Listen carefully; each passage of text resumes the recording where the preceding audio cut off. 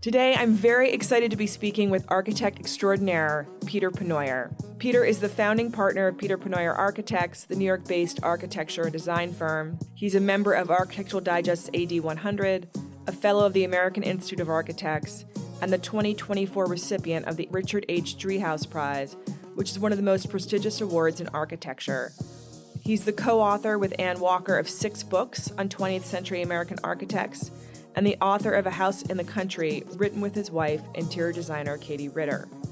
Recent projects include a house for the Jeff Koons family, an Art Deco-style apartment building on Madison Avenue, and Rowdy Meadow, an award-winning Czech-Cuban-style house in Ohio, which is also the subject of a book published by Vendome Press in 2021.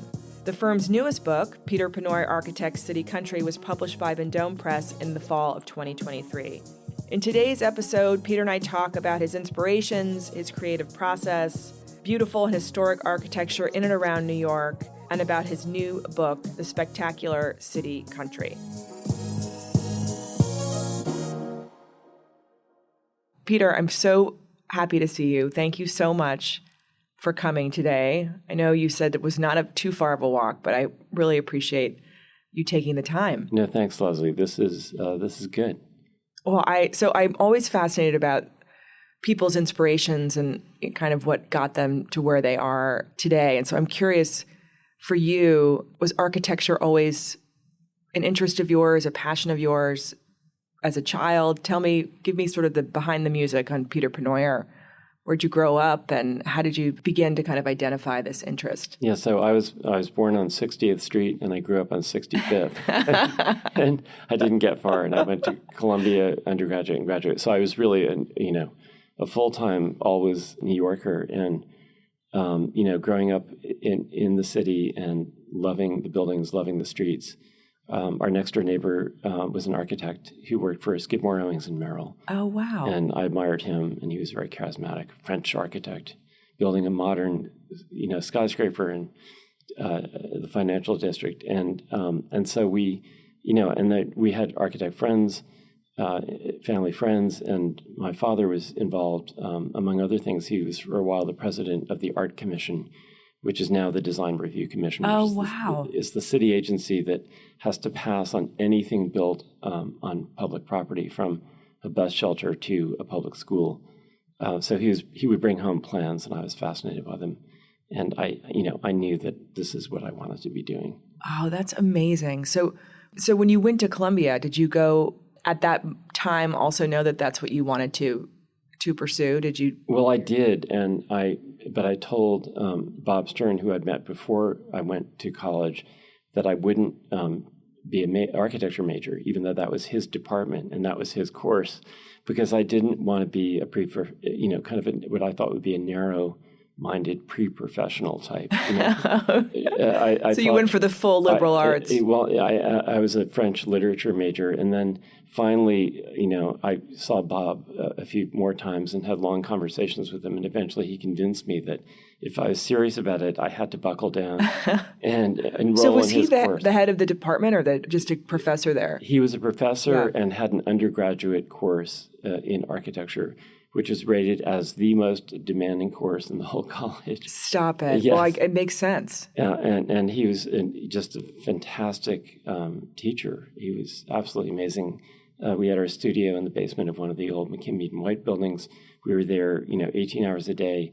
And he required each of us to write an essay on a lecture we attended weekly. And then he edited those or corrected them or, put harsh grades on them, looking at grammar and spelling and usage and everything. So he was, a phenomenal influence, for the undergraduates who were lucky enough to be in his class. Some of whom didn't enjoy it because it was, extremely demanding. Did you have to do sort of an end of the year project or where you had to design something, or was it? Yeah, so it started out, oddly, and this kind of appalls some of the other faculty who took themselves very seriously. You had to build a house as a doll's house. Oh my! Did you also have to get like the mini pans and the mini? No, just the inside. You didn't have to do the interior design. We did not do any of that. It was more conceptual. Well, it was more architectural. Except we did have one classmate who put in a backlit disco floor inspired by Saturday Night Fever. But no, seriously, it was building a house, in foam core and cardboard. Wow. And then there was another project where we had to construct drawings, draw plans and elevations of an historic house based on whatever we could find in historic periodicals. Sometimes it was one floor plan and a perspective. Maybe it was 3 drawings. So you had to then, sort of hypothesize what other parts looked like. And it was like a deep learning experience. Wow. Because you were getting to know this. So anyway, well, it was also real history. It was too. history, and then we of course had design assignments, and the first one was to design a library on a brownstone street in Brooklyn, and because I love the city and I love the streets, I started by drawing the buildings on that street and setting my building in context, which has always been my interest in being, having what I design be part of the context, belong, to the sense of place. The sense of place is so important, I think. Well, one of the things that you have a picture of it in your book, City and Country, and I could visualize it, and I just loved everything about it, that you have this library, right, in your offices with books, and one of your partners or colleagues, Gregory Gilmartin, I think is his name, will go and kind of find incredible old books, whether they're from dealers or university presses, and you're constantly doing sort of deep dives and looking at historical buildings and references. And so I guess you sort of got some of that from your Professor Stern, sort of having that. But tell me about that in the office. That must be such a terrific inspiration for you, right? To have that room where you all can go and gather. Absolutely. And in fact, there's so many books that now they've spread to other rooms, and it's many, many thousands of volumes, and it grows every week. It grows, and I've known Gregory since I met him in Stern's class at Columbia. Oh, stop it! And he was co-authoring the most important books on New York architectural history then, when he was a student. New York 1900, New York 1930, and he's written a book while he was, working with me. Wow. He's now a partner, and he most of the books, more and more of the books, almost now all of them are his.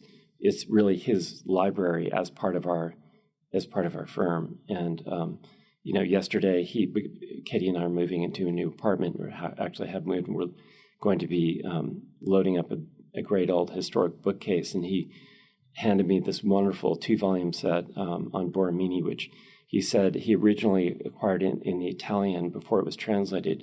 He'd forgotten that he pre-ordered it in English, so another 2-volume set arrived a year later.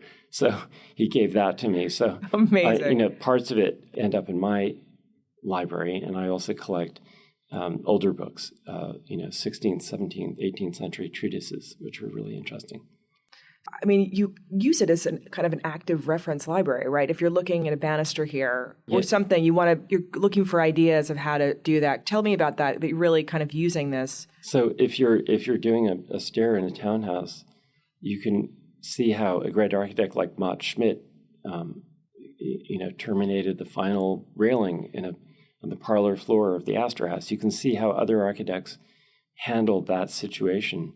It doesn't mean that you copy it. In fact, copying is impossible. There's this myth that you can just sort of pluck things from a book. You really can't. Because every circumstance is different. Dimensions are different. But so yes, we have this endless, well of this window into how these great minds work and how they saw things. It's fascinating, and it means that, we're challenging ourselves. It also means when you look to see what, one of the masters did, it's very humbling too. So your curiosity drives you, but then the immediate effect is, it reminds you of the limits of your own talent. I don't know about that. I don't think that's possible where you're concerned, but how terrific just to have those incredible, as you said, masters to draw from and have them all at your fingertips. Do you being a native New Yorker, and you said just sort of loving the buildings and loving the streets, do you have a favorite architect of yours, like Emery Roth or Candela, for residential buildings or commercial buildings in New York, sort of? I mean, I think Candela was the greatest apartment house architect, and in fact, David Netto is publishing a book with an essay that I wrote and one by Paul Goldberger coming out in September on Candela, which is great fun. Oh, wow. But then there's so many other architects. I really can't limit it to one example. I mean, Carrere and Hastings, the New York Public Library, which is just 2 blocks from where we are, the Morgan Library, McKim, Grand Central, especially Whitney Warren's work on Grand Central. These are all absolutely astounding masterpieces of architecture, all within 5 blocks of, just all clustered in Midtown. So one of the things I was reading about in your book, City and Country, which not only just has the most incredible photographs of your work, but just your descriptions of your process and of these different projects that you did, you talk a bit about preservation. And one of the cases that you raised or examples was of the New York Public Library. I guess back in 2013, they had hired architects to do an addition, and they were going to take out like an older wing or stacks there, and there was a big controversy around it. Stop me if I'm not summarizing this correctly. And you and your firm kind of came in to offer some alternative thoughts about how they could achieve what they needed to while maintaining the integrity, the sort of the right. architectural spirit of it. Generally we feel like, instead of just protesting, which people do, which people are very good at doing and saying don't do it and stop, we feel that, as an architecture firm, we can look at a problem and try to appreciate what, the institution or the developer is facing and offer what's called a counter proposal, which is uninvited, right? So you're coming in and a set of... Oh, stop me. Tell me about that. So you just heard about this. So, and you thought, I think I can fix this. Everyone was talking... So many people were upset about the idea that the stacks were going to be removed from the New York Public Library, and that the entrance would go directly into this modernist reading room for a new lending library to be built in that space.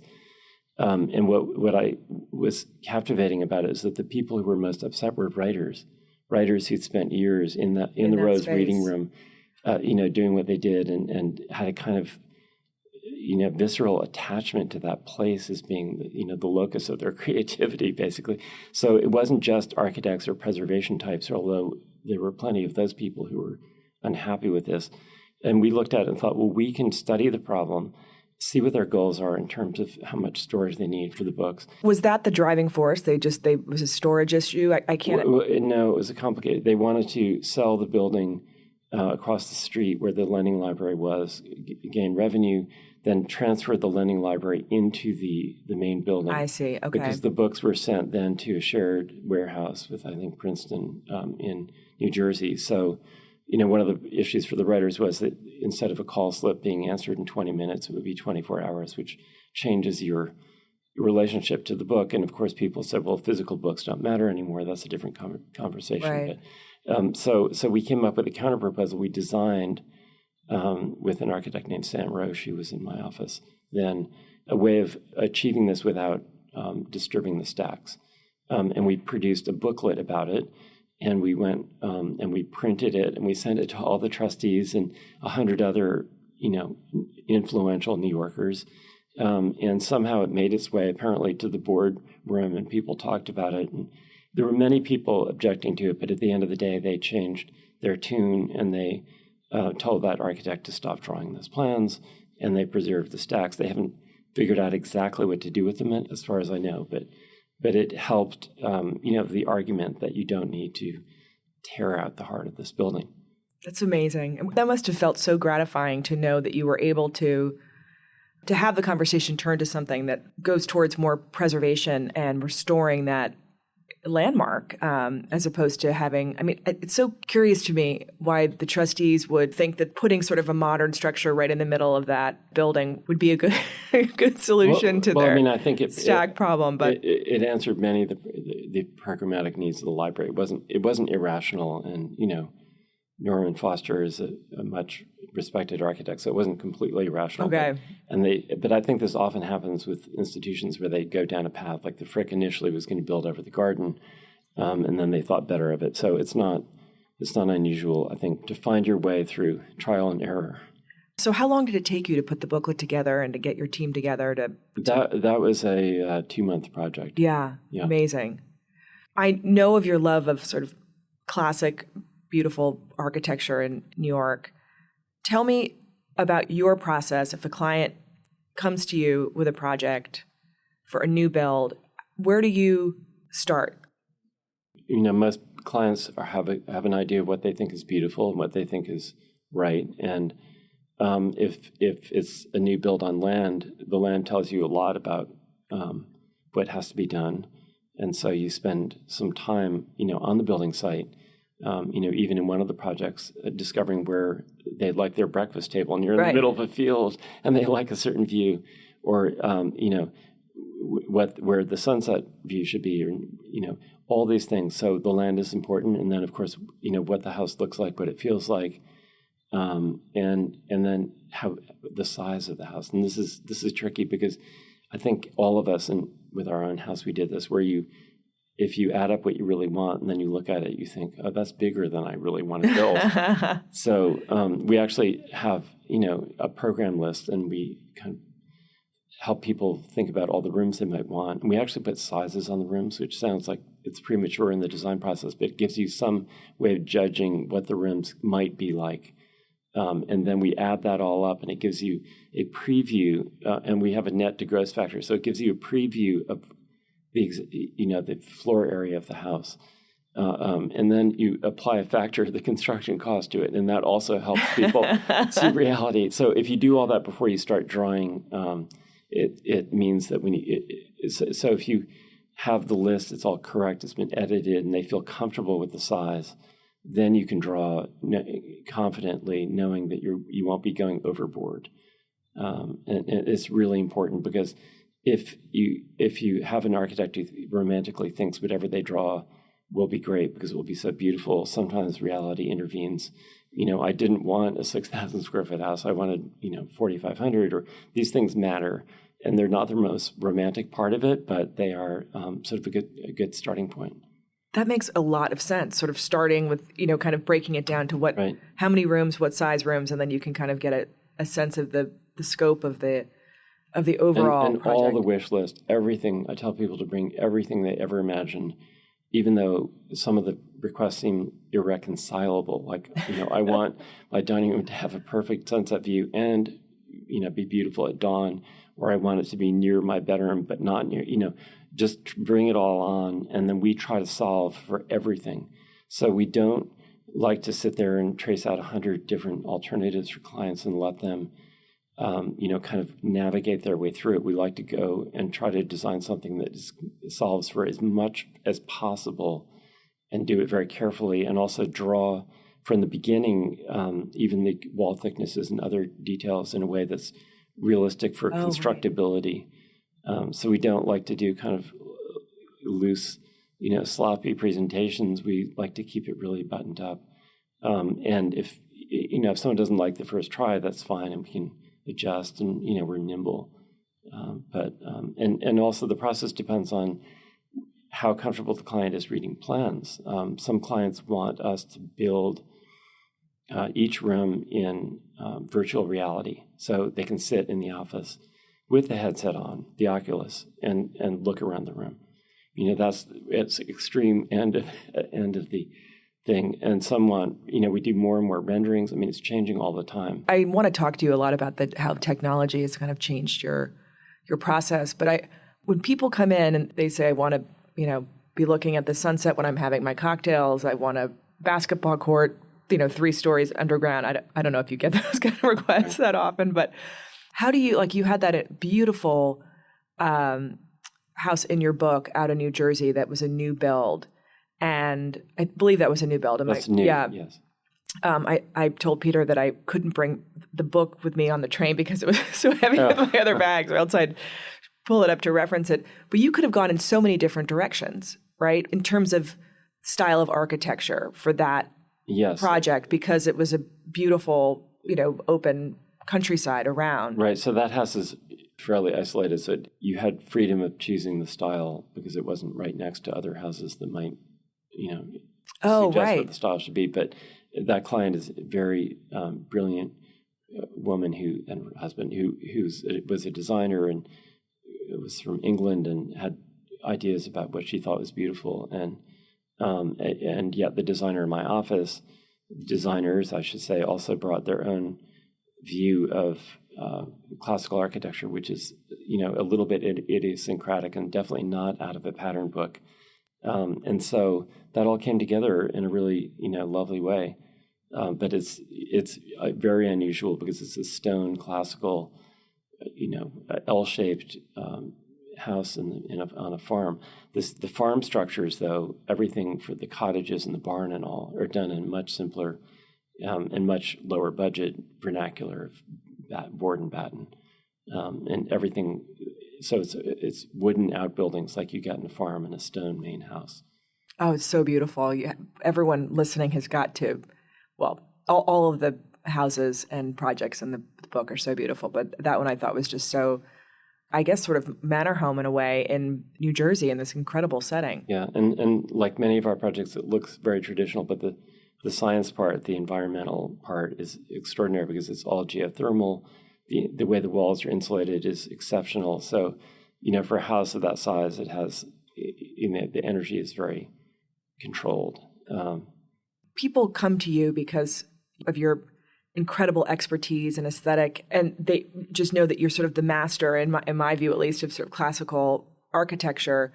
Have you had clients come in that are asking something of you that's kind of outside of your comfort zone in terms of a design style, more super modern? Or I know there's a project that you did with Scott Mueller. Is it pronounced Mueller? Yes. And the book that followed, Rowdy Meadow, which made me think that might have been a project that was probably not the most common. No, Peter Pennoyer. That started as an arts and crafts plan, CFA Boise, Lindenberg, that kind of feeling. And then the client said that he discovered a style called Czech-Cubism, which is very modern, and challenged us to design a house in that style. And that was absolutely mind-boggling because it's modern. There are no, the moldings are all angular. The ceilings are all faceted. And I just threw my hands up. I didn't know what we would do. And then Gregory reminded me. Did you go to the books? I mean, you probably went to the books. Gregory reminded me that when we used to take architectural field trips with friends, and he reminded me that I bought a couple of books on Czech Cubism in 1985 in Prague. And so we pulled those out, and Gregory studied it and was able to get his head around the geometries. But it's a very, for a word, modern house. And it has a totally modern art gallery in it. So when people see that, they're surprised. But there it is. It's exciting. That must have been a really, again, going back to the library, having those references that you all can pull from. So are you also a professor at NYU, or you taught it? I did teach there. My friend Ann Walker and I had a seminar there called Reading the City, New York Architectural History, for 5 years. I wish I could audit that. Is that open to the public? Well, they no longer have the course since COVID, but you've got to get that going, or do a master class, Peter, on New York architecture. We have 2 rotations of interns each summer, and I do walking tours with the interns, and then we go to dinner and talk about the buildings. Oh, that's because one of the things I guess one of the classes that maybe as part of that class, you asked your students to come up with criteria for what they think the New York City Landmarks Preservation Commission should have in classifying buildings. Right. So as landmark. Each of them would write a paper about one particular building, like research it down to we'd want to know who lived there if it's an apartment building. Give us the whole history of the building, not just the architecture and aesthetics, but the social, political, everything. And then the end of the assignment was, now that you know that building, decide whether you think it deserves to be landmarked and protected or not, and why. And then a couple of years, we had them write a letter to the Landmarks Commission and the mayor saying, here's this wonderful building, protect it, or we don't think this merits protection because of the following reasons. Of course, there were a few students who wanted to become developers. They always said, tear it down. I mean, that tension, right, is definitely... Which is great, and it's the purpose of the course, to show that you could take your academic knowledge and turn it to, civic engagement. Right. Your example with New York Public Library, you know that very well. I mean, what about for you? What are your criteria for buildings that you think should be landmarked? I mean, I think they're in broad... Besides what the commission has, are there others, or? I mean, I think exceptional beauty and quality of architecture are important. Examples of a style or building type can be important, and then which is more difficult when a building is not exceptional but is part of a streetscape. Right. That's very, very special. The individual buildings don't have to be as extraordinary, but as a row of houses, they may, in fact, say something about the way we should build cities that people should be able to see. I think you have to be careful not designate too many, buildings. But I think all those things matter, and it's just, I think you know it when you see it. Yeah. And how does that process work? Do people go to the commission to get landmarked, or are they actually actively looking to identify I think it works buildings? Both ways. I mean, I've sent in letters and said this should be landmarked. I haven't done it for years and years and years, and I think it comes from community activism. In our own neighborhood, there's a group called the Friends of the Upper East Side, Historic Districts, and a friend of mine, Ann Millard, was president of that, and she organized a campaign to extend that district to include blocks that hadn't been protected. So you mentioned earlier that you and your clients come in, that you'll put the AI goggles and you can show them the inside of rooms. How does technology, over the course of your career, obviously, for all of us, we both have our smartphones over the past 20 years, things have changed a lot where technology is concerned, but how are you using it at your firm now, and tell me the positives and benefits from some of these new technologies and programs that you have access to now. So I'm not a Luddite because I love technology, and at some level our firm is almost 30% a tech firm at this point. But I still sketch and draw, and other people in the office who design draw with a pencil, and we draw everything. The designs always start with a hand because that ties it to human scale, and it allows you to make details and moldings that are sculptural, and it avoids the shortcut of the click and inserting, and it also saves you from cannibalizing past projects, which is very easy with computers, where you can just take details you've drawn before and zip them into the next client's house. So we avoid that by drawing everything by hand, but then all of that then goes into the digital world, and there are two paths. One is called CAD. Everyone's heard of that, I think. And then a newer program, which is now completely dominant, especially in commercial architecture, is called Revit. And so what we're doing now is, in the office, I'm not doing it. I don't know how to do it. But by the way, I'm always pushing, and my partners and I are always pushing to have the latest technology, so young people in the office feel that we're at the leading edge of that, because we don't want to have people confused by the fact that we like traditional architecture, that we want to sit there with pencils and erasers. Like, we're interested in capturing the potential of technology. So it goes into Revit. In Revit, you're taking your design and you're building a virtual model of the building, literally. Does the program do it for you once you put your design, your sketch in? It doesn't. You have to input everything. And so if it's a window, everything about that window is known, and the digital data is in so there. The measurements, everything. Every material, every nail and screw. So you're creating a digital model, and most residential architects don't use this yet. We invested a lot in using Revit. So you're putting in, at the same time, our engineers are putting in the ductwork, and the engineers putting in the beams. And so people are simultaneously editing a document. And there's a meeting once a week where they not argue with the engineers, but they say, well, why is your duct, passing through my beam. Now, does the engineer firms, do they have their own expertise in that or access to that? Or yes, they give you... We're all sharing the model. We set up the model. We have it's called a BIM manager, Building Information Management. So we're the custodians of this virtual model.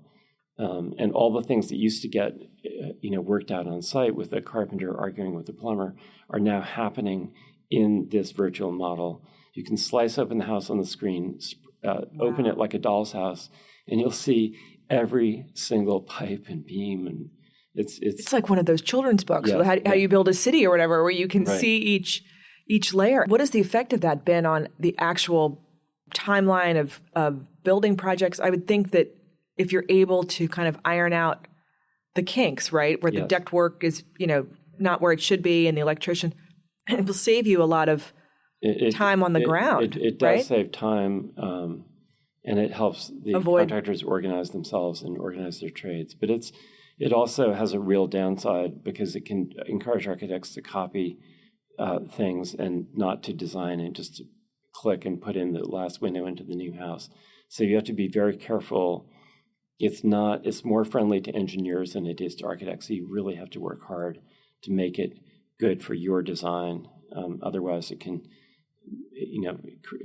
encourage people to use standards that then became kind of boring. We don't do that. I mean, you don't, obviously, which is what makes you, Tell me about AI. I mean, does it have a presence yet in architecture? I mean, you're talking about this program, Revit, where you can, if you were not being kind of very diligent about your process and wanting each thing to be designed by you, the architect, and you could borrow from somebody else or borrow from a past project that you did, is there a concern that AI could you could say, I want a 5,000 square foot Tudor house and it could design the entire thing for someone? I mean, I think a lot of plans you see of houses that are built, in the hundreds, let's say companies that turn out houses, subdivisions and all that, which are fine. People are happy living in these, I'm sure. But that encourages, I think in a way we're behaving like AI before we even had AI. Oh, interesting. We're kind of imitating that in order to produce these massive volumes of housing. By the way, we're probably not producing enough of it these days. We're not in that market. But currently what I see AI drawing, because AI will now create an image of exactly what you're saying, looks very strange and, wooden and odd, and it's, badly conceived and awkward and kind of bizarre, but maybe it will get, maybe it will get better. I don't know. It's a real... No, I love what you said there, that it is so, you are so correct that it's, as far as architecture goes, it's sort of already being done, right? I mean, meaning that if you want to have that house that's just designed in a kind of coming out of a box or with a program, that's already out there. I think it is. I think it is. And of course, the profession's divided between sort of the elite high, let's say that like the Ivy League architecture schools, to put a better spin on it, and sort of the mainstream of what many Americans think is a beautiful house is completely different from what would be considered an acceptable image of architecture at Columbia or Harvard these days. And I went to Columbia, so I'm saying that. So there's already a kind of bifurcation of taste and goals aesthetically, and so the point is that the advanced AI and computer modeling is allowing architects who are doing things that are considered cutting edge is just limitless. They make buildings now that look like bubbles and all these crazy angles, and this is only because computer tools allow that kind of design and construction. So we talked a little bit about it before. Rich put us to tape in there, put the record on some of the projects that you're working on now, and you mentioned a project that you're working on in Montana, which is off the grid, because it made me think about it when we were talking about sort of bringing in the engineers and all the different components of just, there's the design of the house and then there's the guts of the house, right? The function of it, which you're also responsible for making sure that everything works.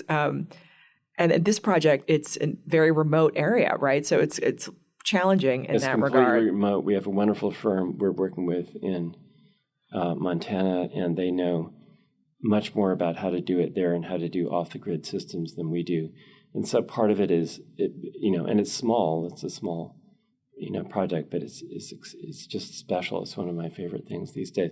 But for every project, you need to work with engineers, and you need to understand what they're doing, and respect what they're doing, and you need to have your work all come together. And we're the leaders of the team, so to speak. So we're frequently meeting with all those folks, the structural and the mechanical and the envelope consultant, which is about making the building comfortable inside and conserving energy. So, and that's fun. And one of the great things about these projects is because all that is changing and getting better, when we have meetings and design meetings, we're learning. We're like the students in an engineering seminar because, and we had one yesterday with a lighting expert.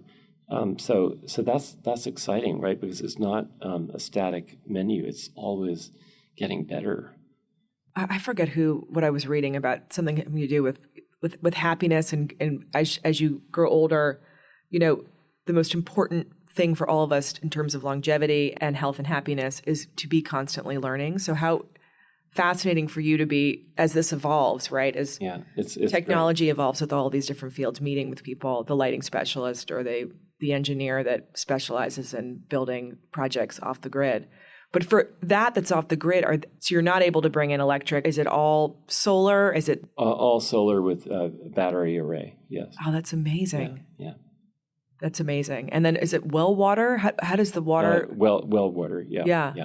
So, but it's it's complicated, and part of it is doing like we do in every single house is making the insulation and the envelope of the house so robust that you use less energy to keep warm in the winter. Oh, that's interesting. Like that's the key to it all is making it's. The insulation, it's such a basic thing, but it's getting better and better, and doing all those things in a way that's taking advantage of the latest science. And by the way, when I say latest, we don't experiment on clients' houses with things that are totally new.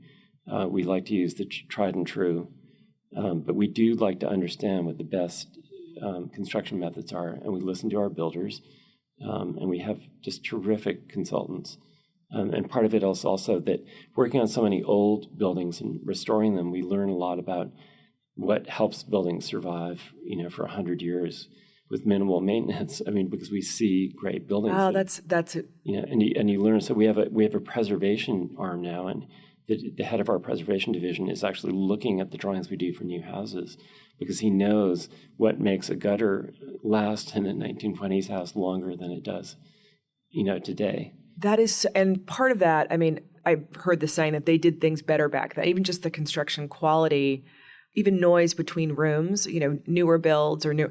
So they're looking at your preservation arm has a mind towards all of that, right? Right. No, they know all that, but in fact, many things have gotten much better. I mean, the windows we use now are much better than they ever were. And, Oh, okay. So but they do look at, what lasts and what works, especially with roofing and all this. Yeah, and gutters and all the guts. It's not the glamorous part, but we don't.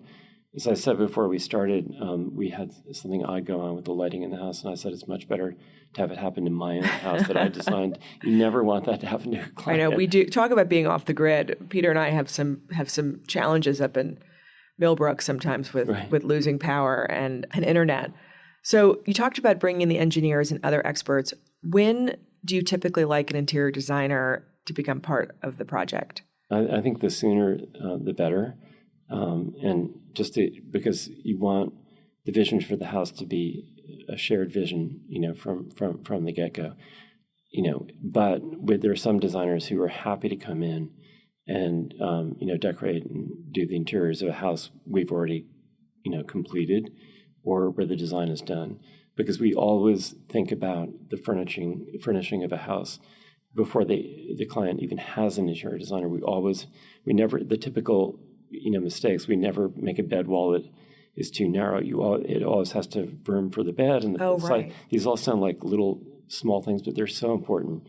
And how window treatments, just all the kind of things that designers over the years have had to grapple with architects who don't think about it. We try to be ahead of that, which is important. Well, this might be also a topic for you in your home, because we should mention that your wife is the wonderful and incredibly talented, world-renowned interior designer, Katie Ritter.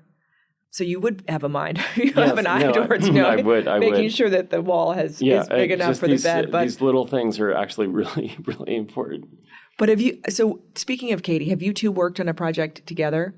Yes, we're typically working on one project together at any one time. Oh, is that right? Yeah, and few clients do it, but some do, and then we end up working together, and we love working together. We enjoy the collaboration and sharing ideas, and it's just so much fun to work with her. And I tell clients, if you hire her firm and our firm is the only architect and designer team where, at 2 a.m, one of us will wake up and say, "Did you remember to change that door swing in the bedroom?" Like we're thinking about you probably 24/7. I was going to say, there's a lot of after hours. Right, you're getting sort of free consults all the time because you two are together. Our pillow talk includes your concerns. That is too much. And are you two working on a project together right now? Yes, we're working on a house in Connecticut, and there's always something together. Yeah. And then have you ever had a designer come in and throw you kind of a curveball that was maybe at the wrong time of the design process, or saying, we want to have a pool that we can have a dance floor on top of it, or that's probably not necessarily your clientele, but so there are little things like, we want a 10,000-pound sculpture in the middle of the living room. Right. Okay, that might be more. Then we add a beam. Yeah. These are yes, there is inevitably, and there always will be. There always has been sometimes a tension between the architecture and the interiors, and we always find a way of working that out. And normally, what happens is you discover at the end of the relationship and the end of the project that you've learned things from that designer that you might carry on to your next project. Oh, right, yeah. And hopefully they've picked up a couple of tricks from you. Particularly on what time to be maybe sharing with when they need the beam for the sculpture. Exactly, and it's but it's been going on forever. And architects stopped designing moldings and paneling and interiors of rooms when modernism took hold. As a profession, we kind of dumped that whole skill set. So designers have had to fill in, interior designers have had to fill in, I think, interior architecture to an extent that isn't acknowledged by my profession. And so we gave up ground, and in a way, and led to, probably a decade or two when we were completely incompetent to do it correctly. So we're trying to recapture that. But I still run into people who don't think that architects actually conceive of the whole room and design every molding and paneling and every detail, because it, for a long time, if that stuff is all gone, it didn't matter, right? That is really interesting. And how does that work with you and Kate? Obviously, she'll have or any interior designer, they'll have a vision. You mentioned sort of the paneled room, right, for the paneled library, and you would be doing those. You would be drafting those designs. Yes, but I'm open-minded. So we have one project where I started with a very, I think, traditional paneled cherry living room, and Katie said, could we make it based on this Islamic influenced wallpaper by Excel, which had these great Ottoman patterns? And I said, yes, okay, we can do that. And so we stripped off the paneling, changed the moldings, and then I said, let's go one further and do Islamic geometric Afghan walnut screens on one wall. This is in the book. Yeah, and those were carved in Kabul. So she said, great. So we took, the room looked nothing like the first sketch the client saw, but they loved it. My God, how creative the two of you. And that wouldn't have occurred to me without her saying, well, why don't we try this? Well, speaking of that, the picture of what Peter's describing is in the book. That house is in the book. There's so many beautiful projects and elements of different rooms in the book. Do you have a favorite project from the book? I really have to say they're all, I love each of them in different ways. The one that was most intriguing was building a house on an island in Maine that is so isolated that we had to bring every stick of wood and every nail and screw and all the craftsmen, to build it.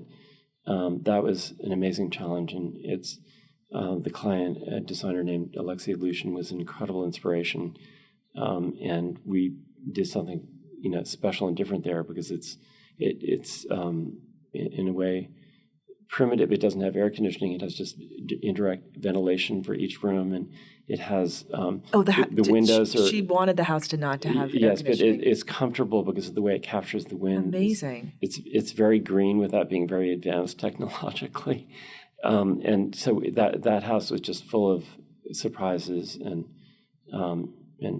wonderful moments, and that was very special. Would the people that were building, would they stay out there? So they would build during the day, and then they would... We had them build sections of the wall framing on the mainland in a huge, like a factory floor, load them onto racks onto truck, and then truck onto... The client bought a landing craft, an LC-45. Stop it. So the truck drives onto the landing craft and then unloads these on the island, and then a very small crew was able to then attach all these panels together using star drive screws. So that was really fun. And it's the only way it would have been built. It would have taken 5 years otherwise. Oh my gosh, that is now you must have a whole team there managing just the construction management of a project like. I mean, that sounds like organizing the D-Day invasion, in terms of landing crafts and moving things. The contractor did that, but we're in constant, touch with all our builders, and they're always they send us drawings called shop drawings of what they're planning to build. Okay. Before they actually cut the wood, and so we have to review those and approve them, and so everything is we're very intensely involved during the construction. And how long did that project take to build? That took that was a long one. It took 20 months to build. See, I thought you would have told me 3 years or 4 years. But there was finishes and things, so right. It probably was 2 years all in. But it took a lot of planning, one problem was that there's no fire department, and there's been two major houses on the island which are gone. We found terracotta column capitals in the bushes that had belonged to the one that burned down in 1968. One burned down in 1924, and the fire department is on. Chubb Insurance asked us to call to see what the response time is, and when the fire call back finally a day later, he said none. No, he said you can count on 24 hours. So we put in a high fog system, which they use in museums, which will absolutely put out any fire without destroying the house with the volume of water.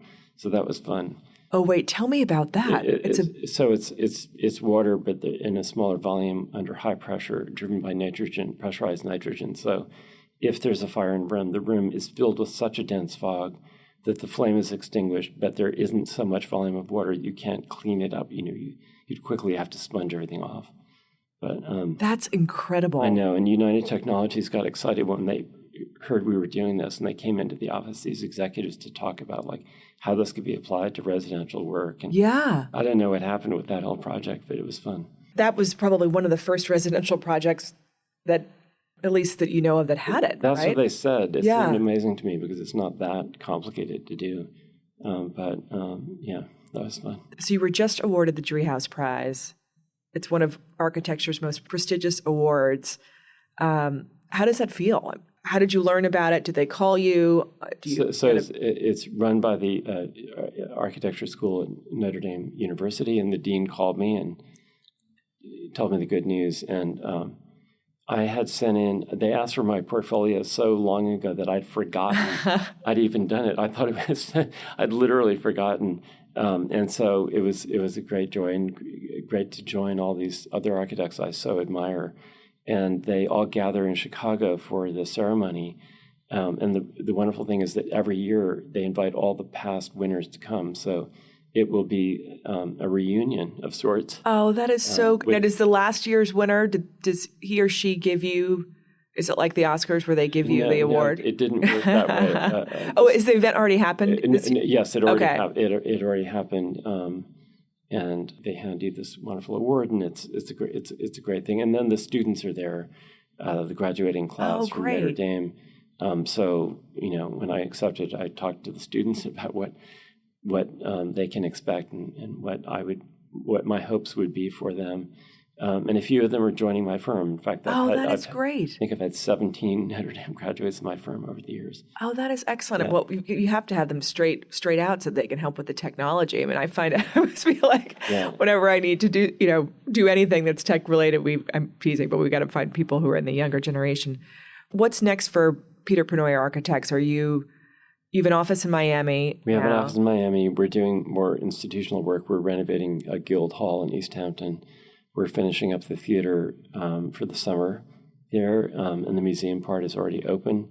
We're spreading our wings. We have a new building we designed on the Upper East Side, a 20-story, 54-apartment building. Oh, wow. That's where is that happening right now? Yes, the land is clear, and I see that there's a bulldozer out there. I'm not supposed to say the marketing people said okay. We will not. Completely silly, but there it is. It's there. Oh, that is so exciting. And what's the timeline for that project? I mean, those usually take 2 years to build. Yeah. So, that's great fun. And we're also on the short list for a new campus plan for a new college on raw land out west. They want me to keep it under. That's so exciting, though. That's really exciting. And we're involved in the restoration of the last great historical unrestored mansion in Savannah, Georgia, for Ralston College, which is a startup college based on great books and the classics, and that's interesting. And then we're doing houses and keeping ourselves busy, and we have the book on Candela that David Netto put together with Paul coming out in September, and we're about to start research on a book on Charles Platt. Oh, yeah, of course. But there's a wonderful book about Charles Platt already, and he's been covered a lot, but we think he deserves a bigger book with color photography and more plans and all sorts of goodies. So my last question for you is, do you have a favorite building in New York, commercial or residential? And we can edit this out if you don't want to edit this out. Your favorite building. The New York Public Library, I think, is just an absolute marvel. And I love it for the beauty of the stone and the detailing and the carving and the steps and the fountains and the arches and all of that. Henry Hope Reed wrote a book about it that is literally like looking at details in such microscopic level that you feel like it's almost like an ant crawling across the whole building, looking at each thing one by one. But for me, it's more about the procession of that building up from the sidewalk under the great arches into this Astor Hall and up those extraordinary stairs, and then you cross this gallery that crosses the whole building, and then you go up another stair, and it's a whole procession which brings you to the Rose Reading Room. Which is one of the kind of greatest architectural processions, I think, in the country, and it's bringing you all the way to the back of the building where you're sitting on top of the stacks I mentioned. So it's doing something beautiful, and that building is just full of lessons for all of us. Oh, it's amazing! I love that description. When I was studying for the bar exam, I would go to the New York Public Library almost every day. There was something about that space that made you feel like you were doing something important, part of something important and beautiful. It was just really an inspiring place to be. So I understand why the writers, who spent so much time there, were so concerned about that project. What about residential building? Do you have a favorite residential building? So, I think Mott Schmidt's house on 80th Street that was the Junior League, the Astor House. That's one of my favorites. I think Delano and Aldrich, of course, have designed so many beautiful houses in New York. It's hard to narrow it down to one. And then there are fantastic apartment buildings like Candela's 960 Fifth Avenue, 740 Park. But then older buildings that are before the World War I, the Dakota, even the building we live in on 62nd and Park is in 1910, and chambers. So they're all. My problem is I probably wouldn't know where to stop the list. Well, Peter, I appreciate you coming so much. It was so nice to see you. I learned so much, and it was just a real delight. And I'm really so excited for you about your prize and this incredible book, which everyone listening needs to purchase because it's absolutely inspiring and beautiful. And it's just so incredible to see all the range of work in it too is so extraordinary. So thank you, Leslie. This is fun. That brings us to the end of this episode of The Interview. A huge thank you again to Peter Pennoyer for joining us. And as always, thank you again for listening. If you enjoy the show, please rate and review us on Apple Podcasts and follow us on Instagram at The Interview with Leslie. A new podcast is released every Wednesday. Until then, this is Leslie, and don't forget to join The Interview.